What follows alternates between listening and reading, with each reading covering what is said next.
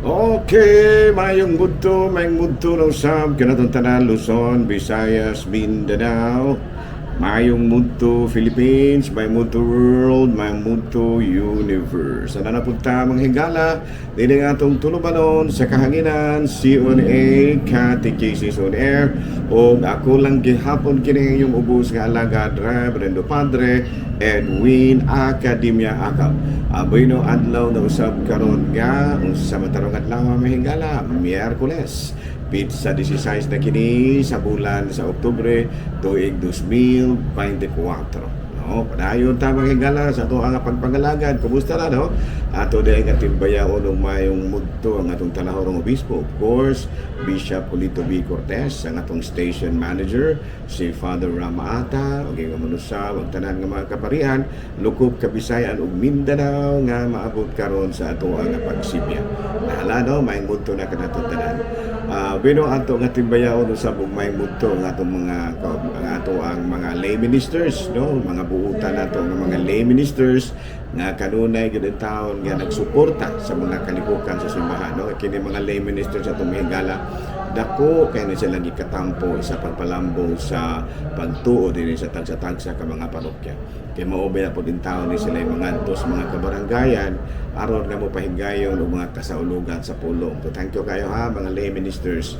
Ug nga mo sa mga to mga MBG dako kay ni sila gikatampo mga higala kay maubaya ni sila tiglimpyo sa atong simbahan, no.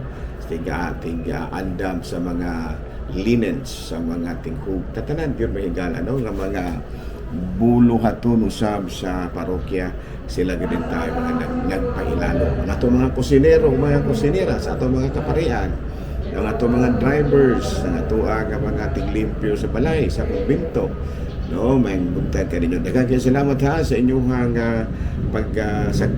pag-alaga sa simbahan, no. Ang ato mga kaparian, of course, no.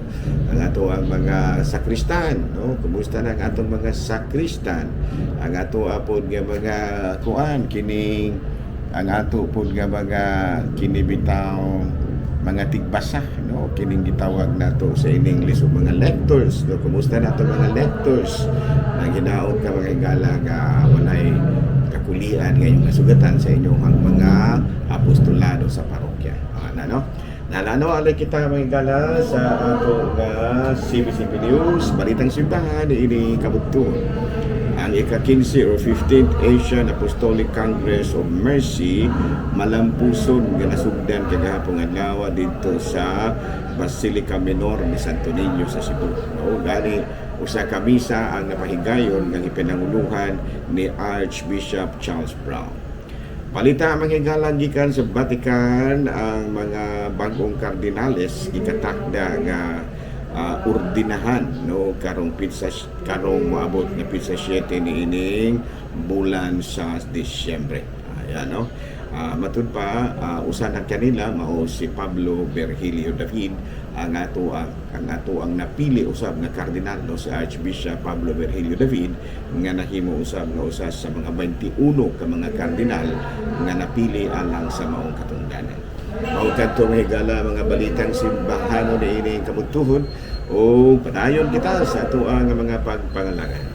Binuari kita mga higala sa ato nga Saint of the Day. Bueno nga atong Saint of the Day mga higala karong adlaw sa 16 walay lain kung dili si Saint Hedwig, German din po yun, ano, sa klaro nga na Hedwig, no, Hedwig, no, San Hedwig, no, gani taga Bavaria, Germany kini siya o nataw na atong tuig 1174 o namatay na atong 1243. No, niya married at an early age to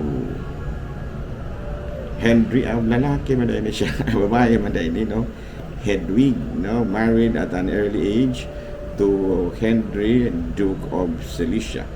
Niya several sa diha nga nabalo na kini siya mga higala, no, nahimo kini siya nga ni sulod kini siya sa usa ka monastic institution of both men and women. So nili kuha ni siya mga higala, founder founder ni siya og daghan kay mga monasteryo both men and women and established in Cilicia. Niya matod pa nataptan kini siya sa sakit nga leprosy. Niya matod pa namatay kini siya og sa diha nga og giila ang iyaha nga gikatampo gikatampo nga dako sa simbahan o kini si Saint Hedwig gihimo nga usa ka santa. Ayan, no? So karong adlaw may galang gihinumduman nato si Saint Hedwig, murag lalaki, murag lalaki babae man ni si Saint Hedwig, no? Hedwig, ano. Abi na padayon ta mga galang sa atuang mga buhatonon ni ini kabutuhon ug padayon kita sa atuang katekisem. Ang ato gyapon katekisem ang higala, kumahin gyapon kini sa credo.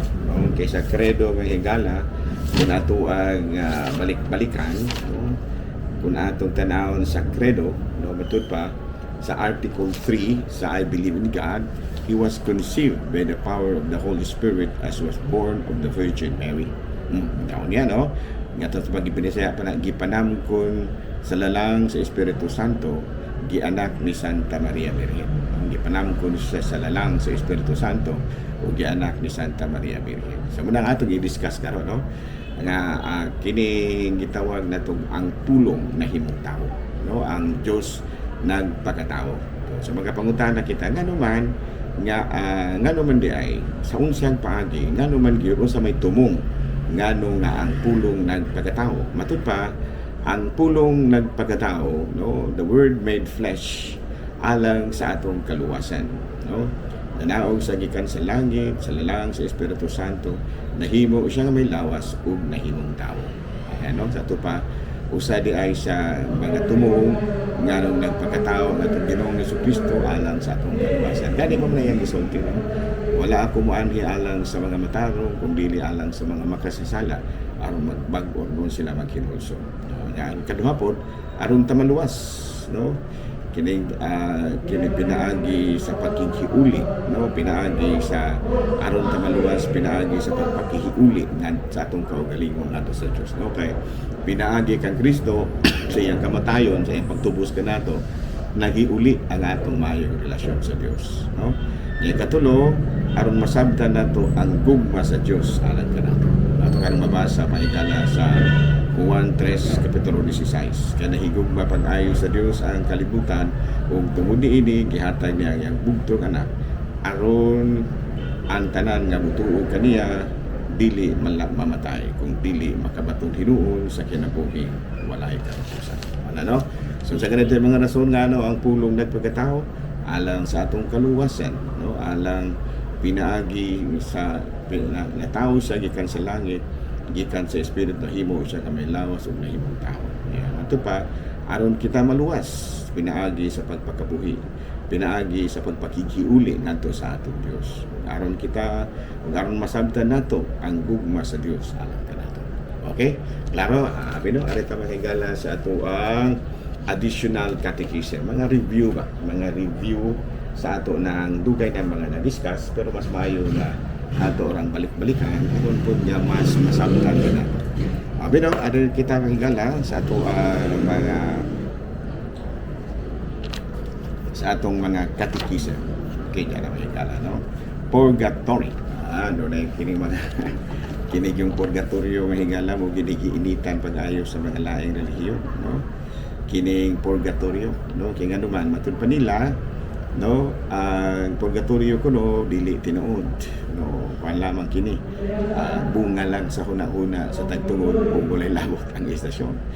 Abi, no, daghang kaitalag mga mabasa sa kining ato nga kinibitaw sa atong pagtuo, no? Daghang kaitag mga basihan ni ana, no?